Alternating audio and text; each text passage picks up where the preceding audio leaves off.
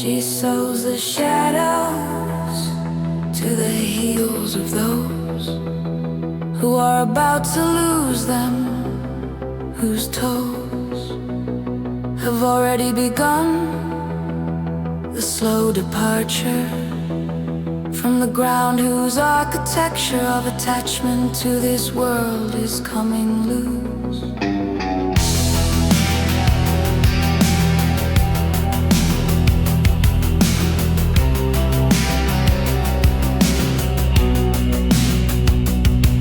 Her thread is a particular grey of late afternoon in November away. The light angles at 4 and makes all shadows long and specific. The particular meadows of shadows she gathers for her dark thread. The seamstress of shadows, keeping them attached. Her needle ensuring the living are matched to their darkness, their outline, their cold dark twin. The seamstress of shadows, keeping the pin. When she finds someone whose shadow has grown thin and barely attached, the song connection between body and dark self, barely a thread. She takes her shelf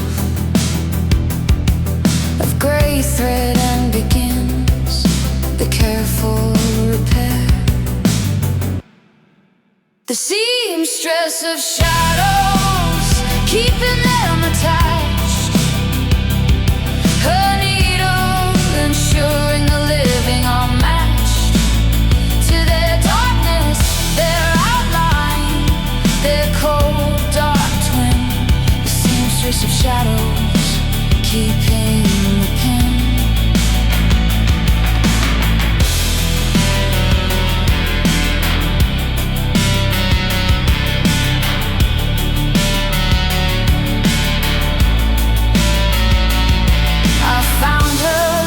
Touching my own shadow once on a morning when the light was blunt and flat, and my outline on the pavement seemed thin. The investment of myself in my own darkness running low.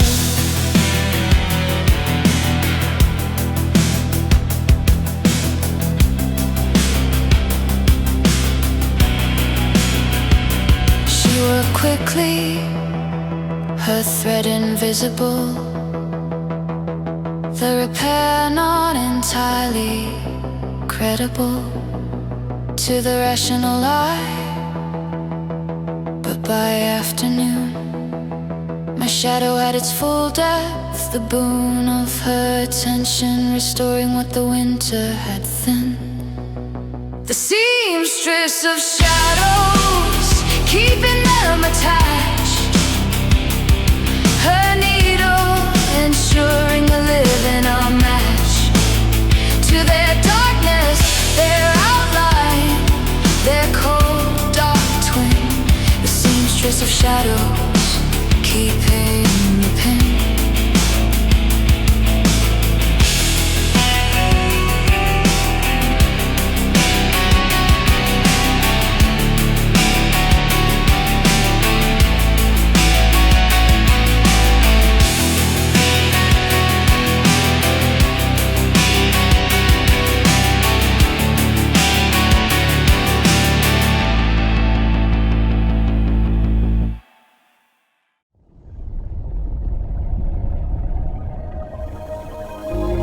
Become a member.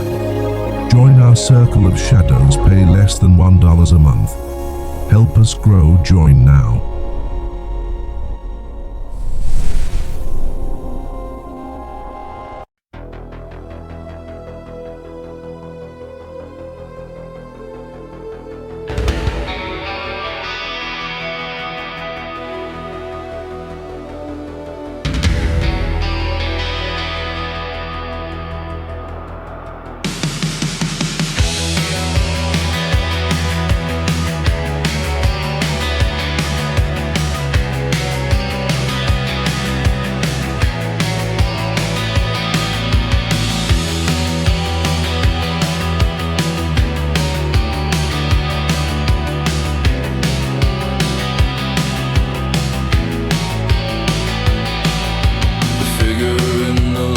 landscape on the north wall had been positioned since my grandmother's hall. Held it the shepherd looking out across the same painted valley, the same loss of perspective into the painted distance.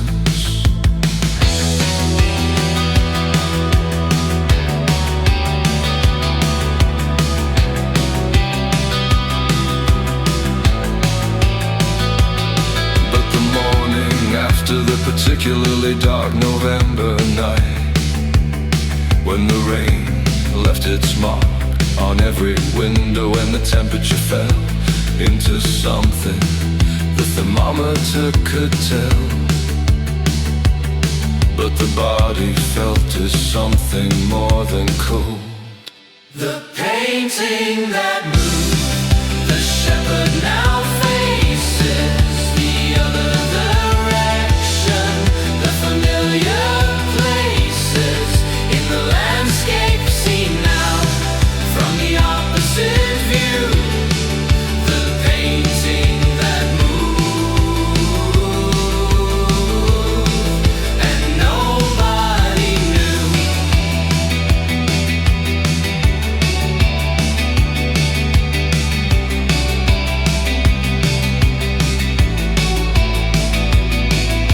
The shepherd's painted face was turned away, his gaze directed toward the edge of the gray, and painted sky held beyond the canvas edge, something outside the frame, the ledge of the painted world and what lies beyond it.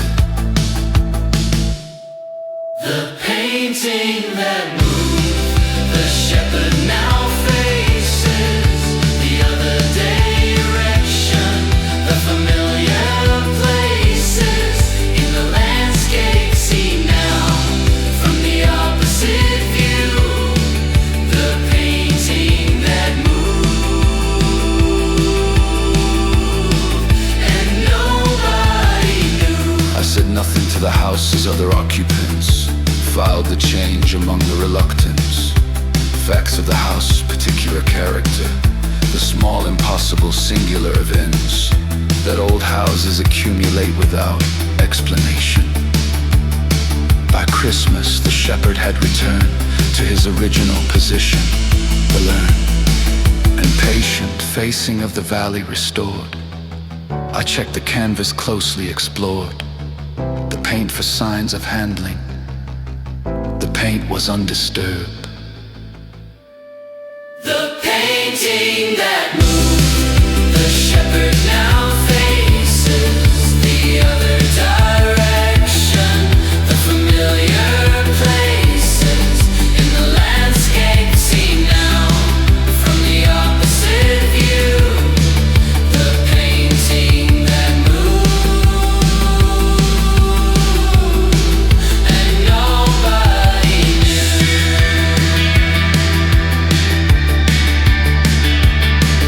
Awaken, powers of the eternal night.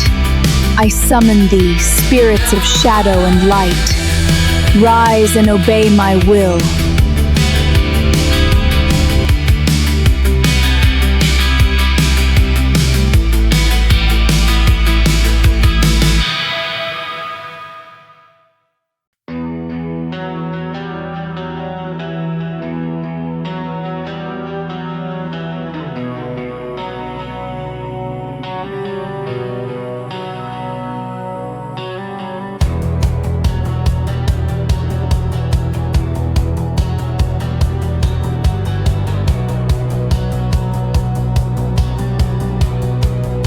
The metal is poured at the hour when the town is gone entirely to sleep. The crown of the furnace fire, the only light for miles in the cold and absolute night of the foundry's particular geography.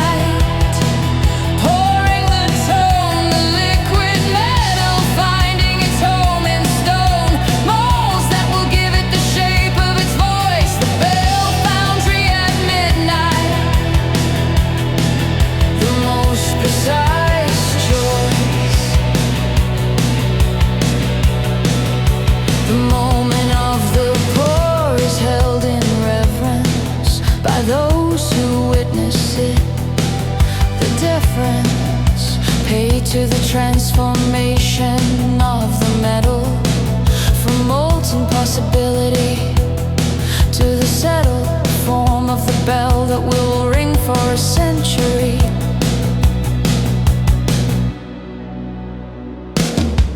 The bell foundry at midnight, pouring the tone, the liquid metal finding its home in stone, molds that will give it the shape of its voice. The bell foundry at midnight,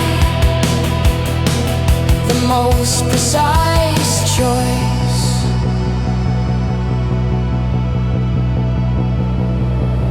The bell's voice is determined in the pour. In the moment the metal hits the floor of the mold and begins its cooling in the temperature and the tooling of the mold that will shape the resonant chamber. I watched it pour once and understood why the founders work at night. The good and superstitious reasons beyond the practical. The sense that the metal's grammatical first moment of becoming needs the dark's permission.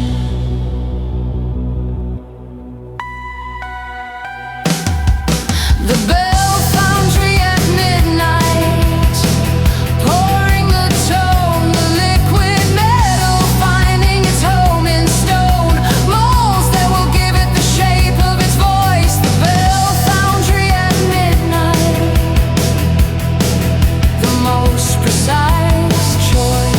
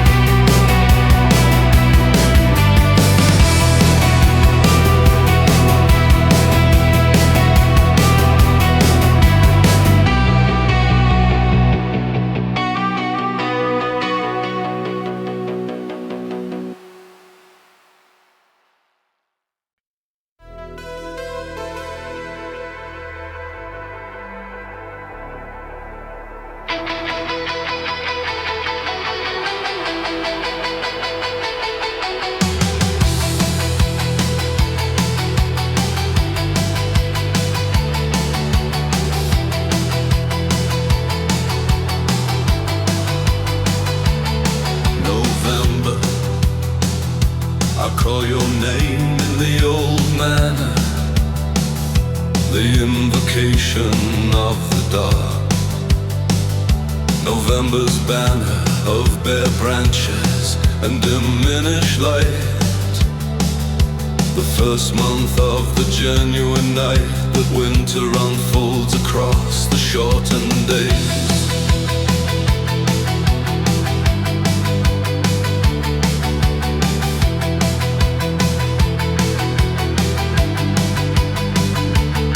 December, I call your name with the particular reverence owed to the perpendicular. Drop of light to its lowest angle, the solstice your most brilliant angle of darkness and the turning back toward the sun. Litany of the cold months, name one by one, the dark procession from the failing of the sun to its slow return, each month its own dark gift. Litany of the cold months, the necessary shift.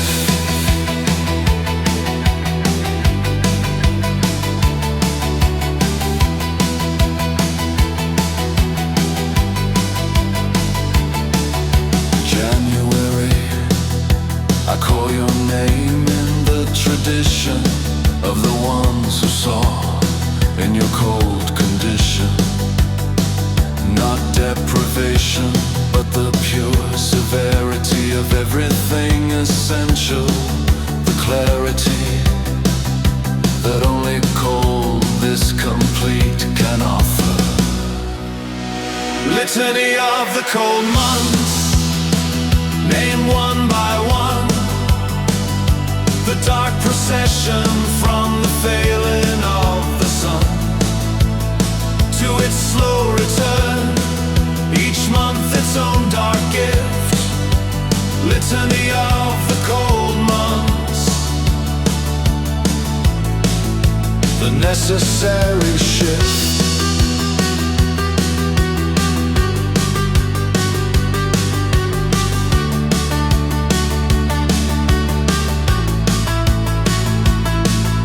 February, I call your name last, the month most easily miscast as merely the corridor to spring, when its own cold and patience offering is the last and purest distillation of the dark season.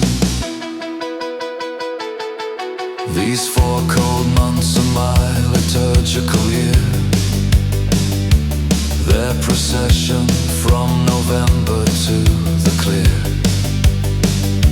and brutal beauty of February's end, the only calendar my blood and bone attend with the full devotion that the body reserves for its seasons. Litany of the cold months, name one by one, the dark procession from the failing of the sun to its slow return, each month its own dark gift. Litany of the cold months, the necessary shift, the necessary shift, the necessary shift.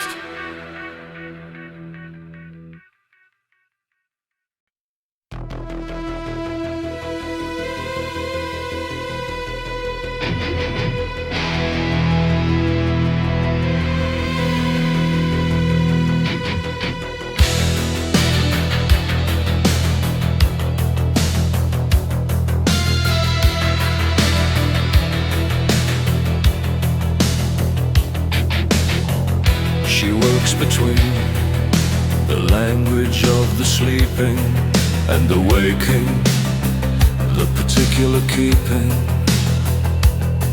of fidelity in translation, her impossible and necessary task. The divisible worlds of dream acquiring a fluent intermediary. The grammar of dreams has no equivalent in waking language. The belligerent refusal of the dreaming mind to follow the rules of linear time, the hollow logic of the rational world simply absent there. The translator of dreams, crossing between the dark language of sleeping, the places unseen, made available to the waking through her difficult art. The translator of dreams, faithful to the dark.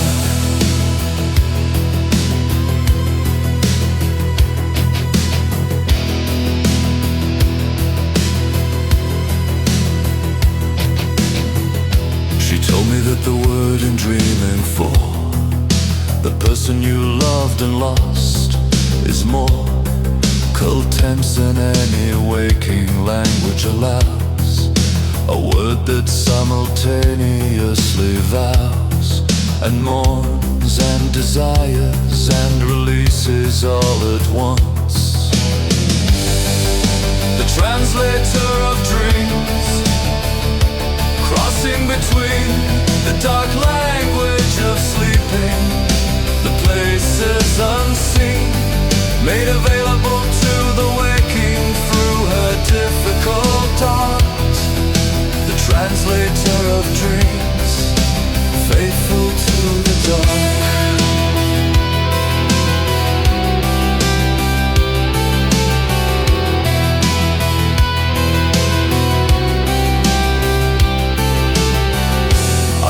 Her to translate a reoccurring dream of mine, the one with the frozen stream and the door in the hillside that only opens from the inside. She listened, the tokens of my night world laid before her trained attention. Translation.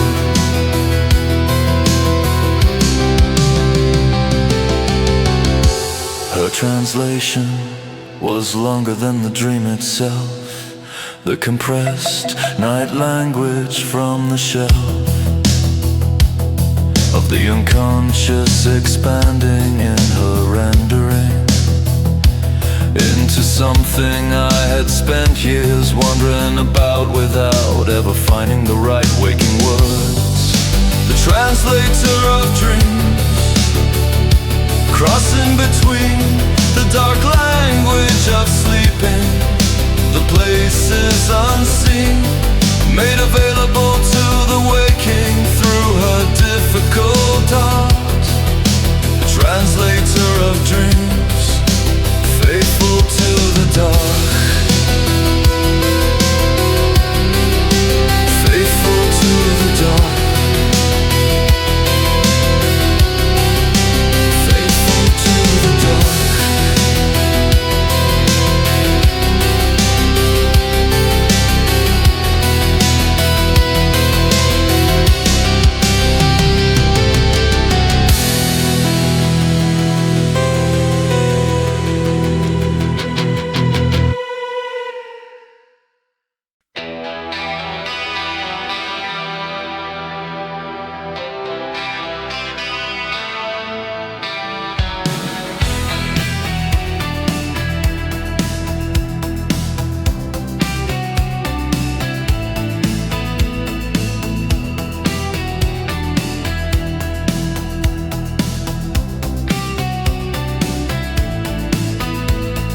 Every mechanism he has ever built has outlasted the grief that drove the hilt of its commission to his careful hands.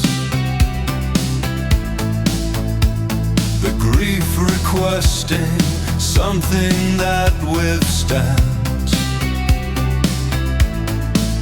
the dissolution that emotion finally undergoes. He built the first grief clock in the year. He lost his son, the crystal clear face of the dial, holding behind it the mechanism of the trying to find it again, the second hand moving through the watchmaker's grief, ticking in time. Each mechanism a monument, each chime a small memorial to what the hands move past. The watchmaker's grief, built to outlast. The clocks he builds for grief are different from the ones he builds for commerce. Some quality of the mechanism set to a frequency that he has not yet found in any text of horology explained. The watchmaker's grief,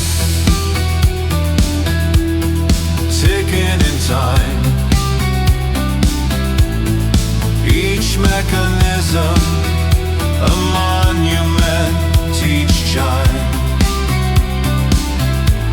a small memorial to what the hands move past, the watchmaker's grief,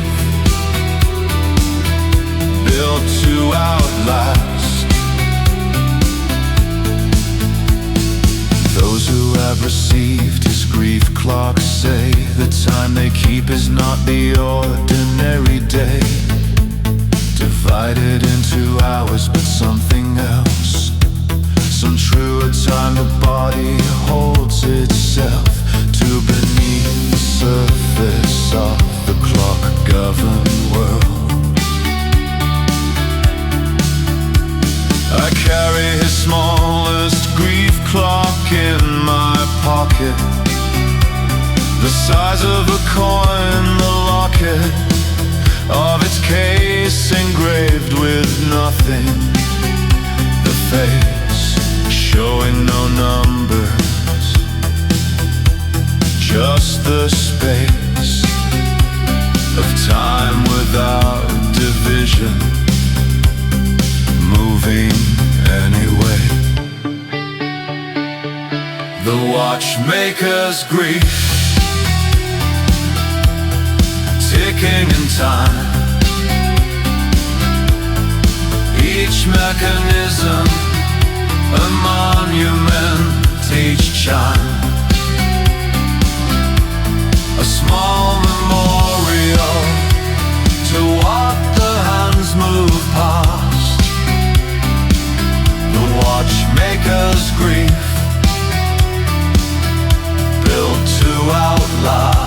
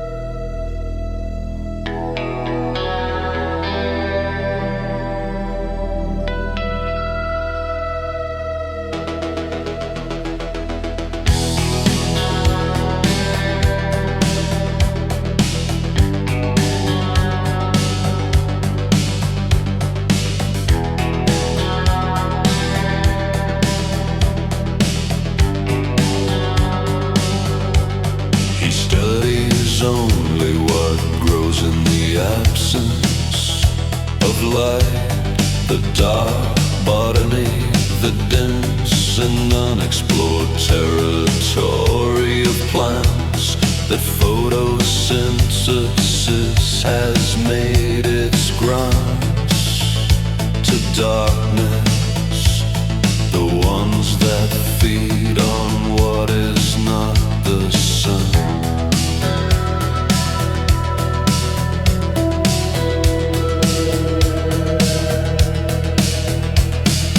Ghost plant grows in the deep for shade, when no direct light has ever made its way to the leaf.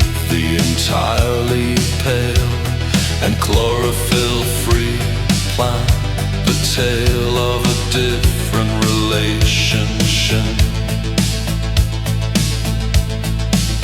between life and life. The night botanist, study in the dark.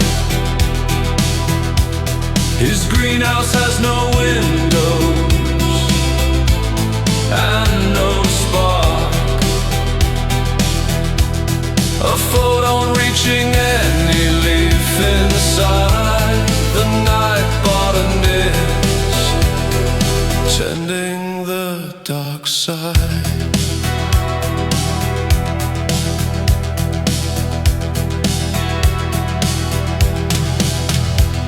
His laboratory is lit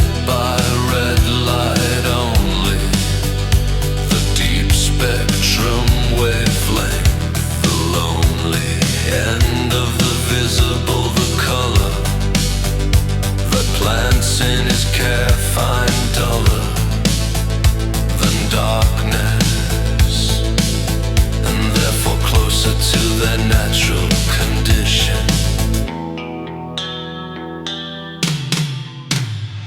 The night botanist studying the dark. His greenhouse has no windows and no spark. A photon reaching any leaf inside. The night botanist tending the dark side.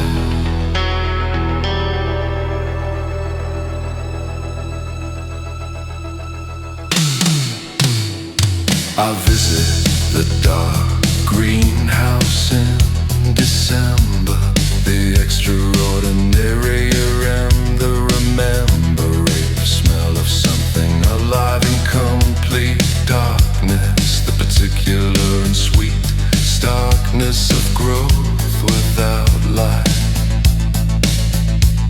life without the usual bargain. He showed me the mycorrhizal network spreading under the greenhouse floor, the threading of fungal connection between every specimen, the dark communication, the discipline of the underground community, feeding his night plants. The night botanist studying the dark. His greenhouse has no windows and no spark. A photon reaching any leaf inside. The night botanist tending the dark side.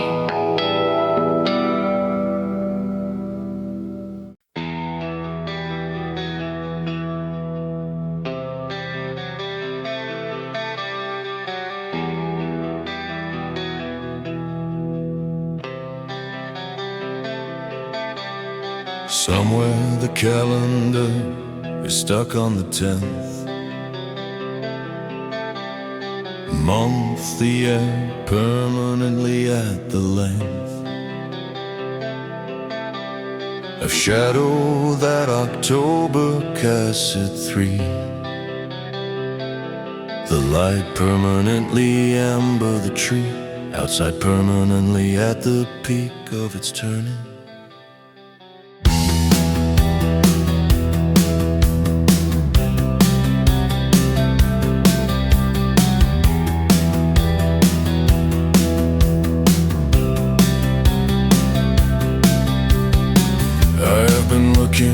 For this house my whole conscious life, the place where the soul of the year lives most honestly, where the skin between the seen and unseen grows thin, enough to feel the other side through the bar. The house of perpetual October, amber and still, the peak of the turning, preserved against the chill of November's arrival, the moment extended, the house of perpetual October never ended.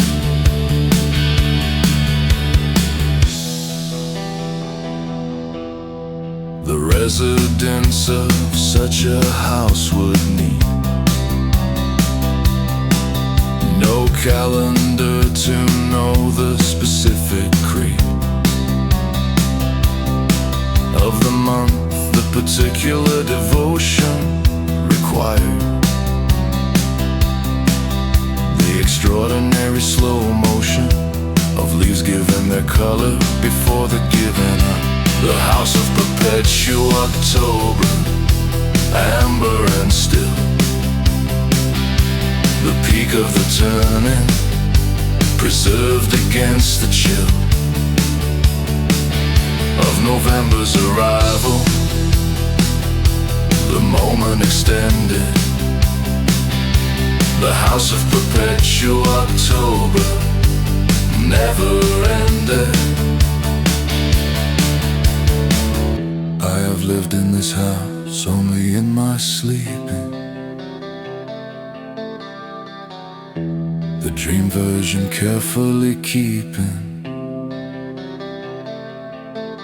It's perpetual October with a fidelity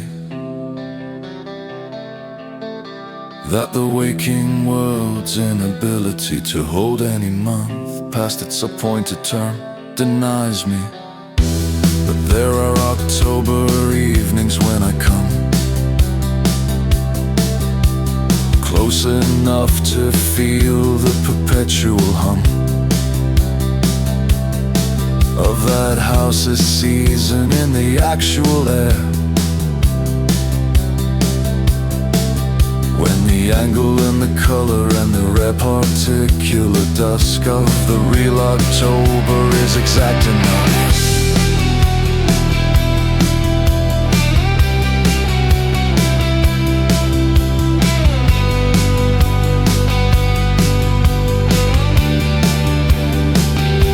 The house of perpetual October, amber and still.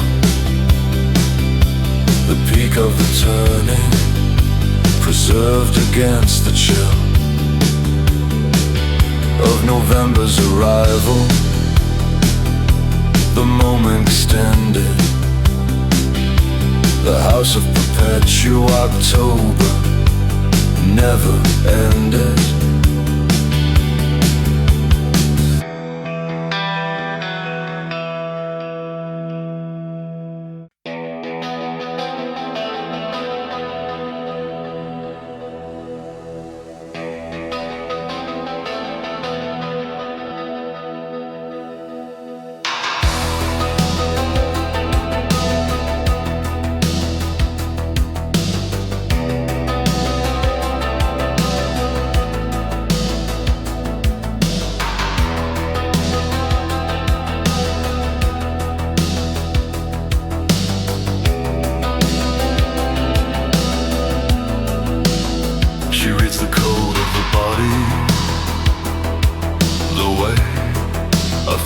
Reads the fever, the display of temperature as information dense with meaning.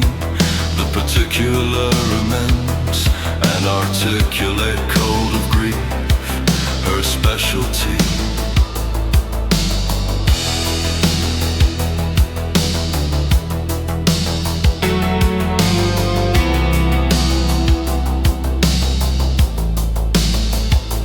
Different codes, she says the hands of the recently bereaved make demands on a diagnostic attention distinct from the code of the chronically extinct.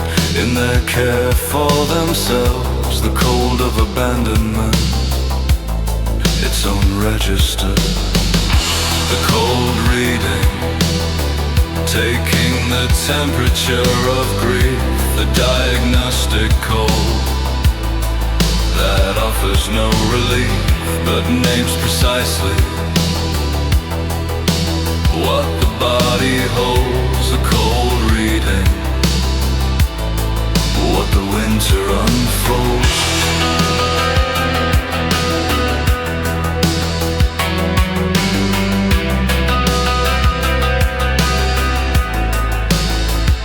Read my hands once in a cold November, her fingers moving over mine.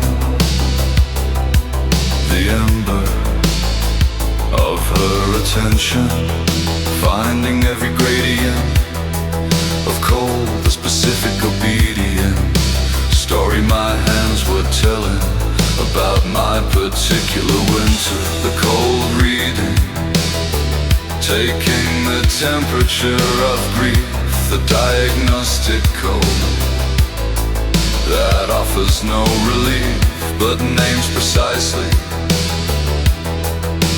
what the body holds. The cold reading, what the winter unfolds.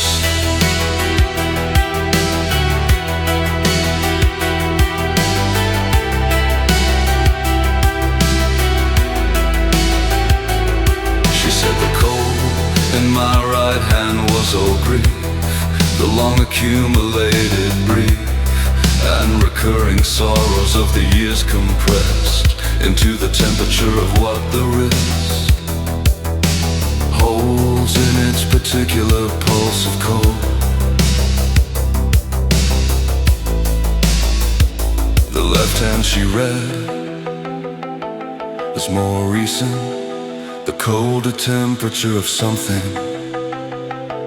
still only beginning its settlement in the body.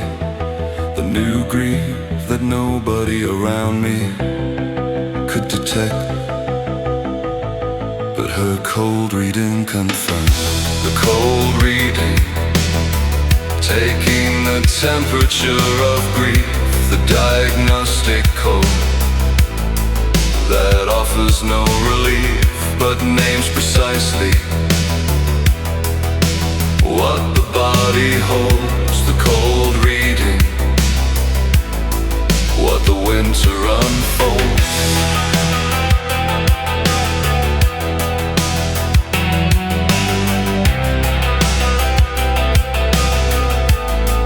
What the winter unfolds.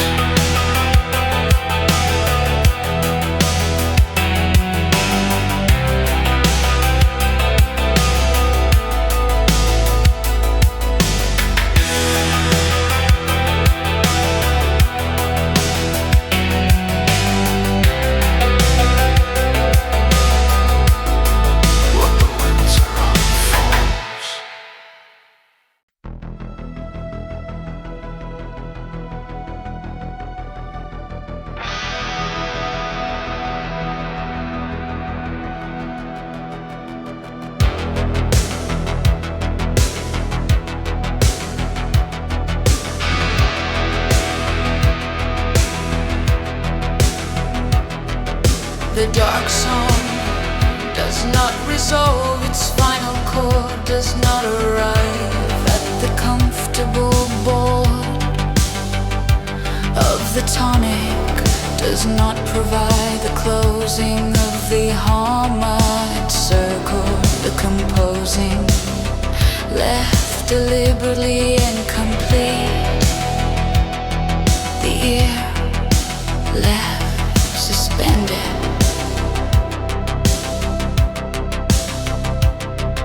The dark song ends mid-phrase, the singer walking off stage, while the lingering last note still hangs in the air of the room. The audience sitting in the comfortable gloom of the almost finished, the not quite resolved. The dark song that finishes nothing still going, the note still hanging,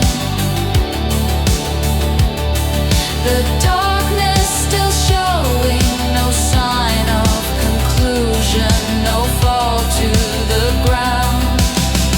The dark song that finishes nothing still found.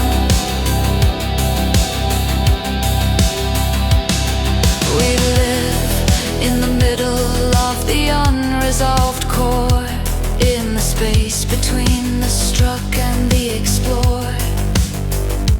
Final note in the tension that the dark song keeps us permanently in, the mark of a genuinely Gothic being, precisely this. The dark song that finishes nothing, still going. The notes still hanging,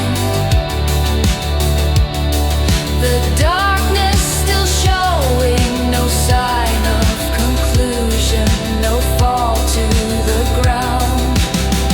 The dark song that finishes nothing, still found. I have chosen this suspension over the false resolution of the too easy walls. To the tonic, the comfortable clothes that the light music always finally chose, over the more honest tension of the unresolved. So the dark song continues beyond the last verse, beyond the chorus, beyond the vast and patient of its length, into the silence after, the strength of what refuses to be neatly ended, still singing. The dark song that finishes nothing, still going. The notes still hanging, the darkness still showing, no sign of conclusion, no fall to the ground. The dark song that finishes nothing, still found.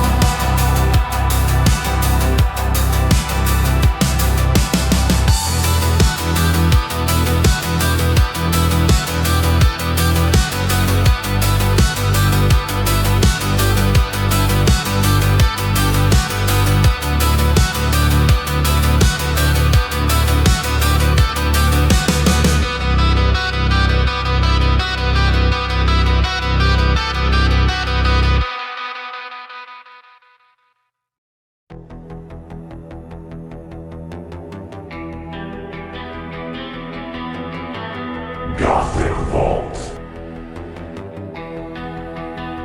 Thank you for watching.